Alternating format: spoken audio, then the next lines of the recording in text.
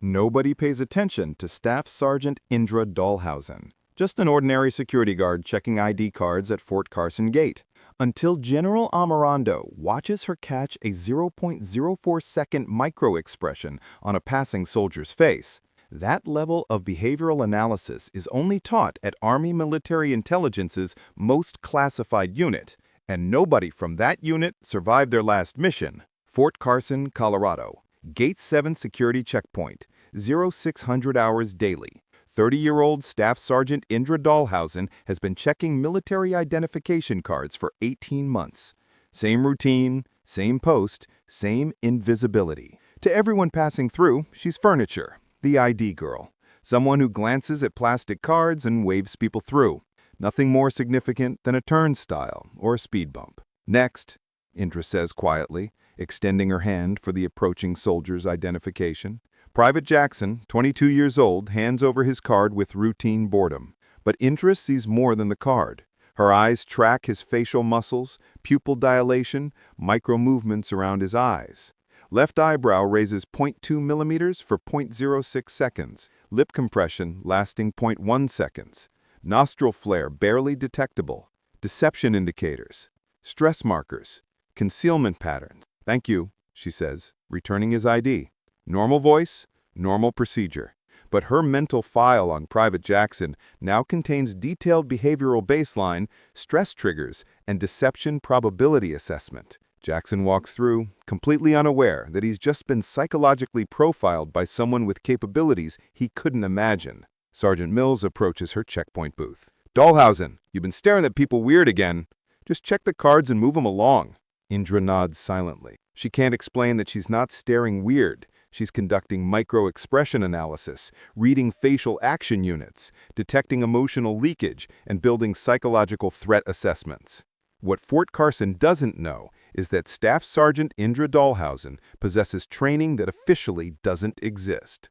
Skills developed in programs that have no public documentation, expertise that was supposed to die with her 4 years ago. The morning progresses with typical gate traffic, personnel reporting for duty, visitors checking in, contractors arriving for work. To casual observers, Indra performs routine security screening, but she's actually constructing detailed behavioral profiles on every person who passes her checkpoint. Threat level assessments, psychological stability indicators, deception probability ratings. Lieutenant Torres stops by her post. "Everything normal this morning, Sergeant?" "Yes, sir," Indra responds. She doesn't mention that she's identified 3 personnel showing signs of financial stress, 2 displaying indicators of romantic relationship problems, and 1 exhibiting classic markers of substance abuse. Information that could be crucial for base security, but explaining how she knows would compromise everything. Tuesday morning brings an unscheduled base inspection. Brigadier General Amarando, 1 star gleaming on her collar, approaches Gate 7 for a security assessment. General Amarando positions herself where she can observe checkpoint operations. 25 years of military intelligence experience have taught her to notice details others miss. Indra continues her routine, unaware of the scrutiny. A convoy of civilian contractors approaches for entry processing. Standard procedure requires individual ID verification and vehicle inspection. The first contractor hands Indra her identification. Middle-aged man, nervous demeanor, avoiding eye contact. Indra accepts the card, but her focus shifts to his facial expressions. Then it happens. As Indra examines the ID, the contractor's face betrays something. A micro-expression lasting exactly 0.04 seconds. Barely perceptible tightening around his eyes. Involuntary mouth movement suggesting concealed anxiety. Indra's response is immediate and professional. She steps back slightly, positioning herself with better tactical advantage. Her hand moves subtly toward her radio, though she doesn't transmit. General Amarando watches this interaction with growing fascination. That wasn't random caution. That was trained behavioral assessment, advanced threat detection based on microfacial analysis. "Could you step out of your vehicle, sir?" Indra requests politely. The contractor complies, but General Amarando notices how Indra positions herself during this interaction, maintaining sight lines, controlling space, reading body language with professional expertise. "Is there a problem?" the contractor asks. "Standard inspection, sir," Indra replies. but her eyes continued tracking every micro-expression, every involuntary gesture, every sign of deception or anxiety. General Amarando recognizes what she's witnessing. This isn't standard gate security. This is military intelligence-level behavioral analysis. Micro-expression detection techniques taught only in the most classified training programs. The contractor passes inspection, but General Amarando has seen enough. She approaches Indra's checkpoint. "Sergeant Dahlhausen," the general says quietly. Indra snaps to attention, recognizing the rank immediately. "Yes, ma'am. That assessment technique you just used, where did you learn it?" The question hangs between them like a classified document waiting to be opened. Secure briefing room. Classification level restricted. General Amarando activates the white noise generator and locks the door. "Facial action unit analysis," she says directly. "Micro-expression detection. Behavioral threat assessment based on involuntary facial movements."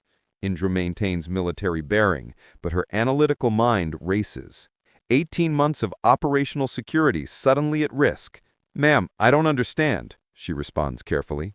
General Amarando opens a classified folder.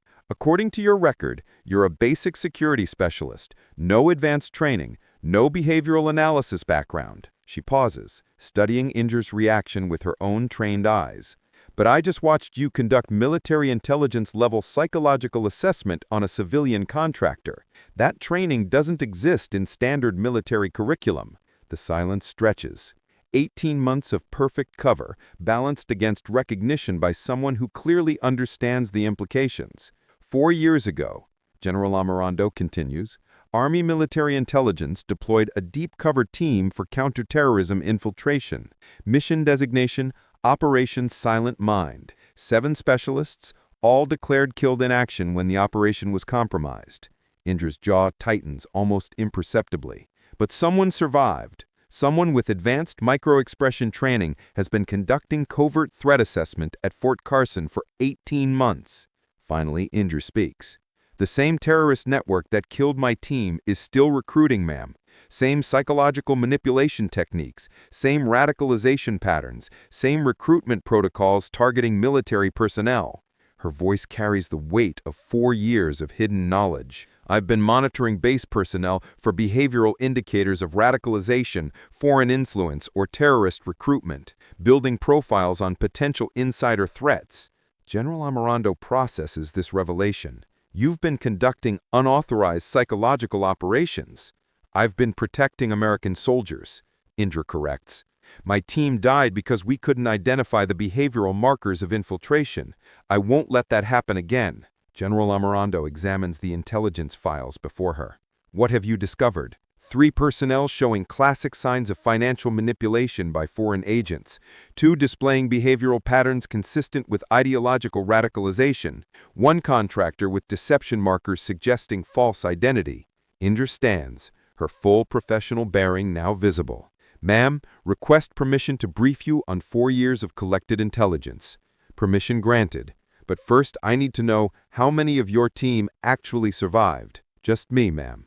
But the mission continues until completed. General Amarando nods slowly. "Intelligence Specialist Dahlhausen, you're officially recalled to active status. We're going to finish this operation properly." "About time, ma'am. These threats won't wait for bureaucracy." As they prepare to leave the briefing room, General Amarando pauses. "That micro-expression analysis, you've refined the technique significantly since military intelligence training. 4 years of field application, ma'am.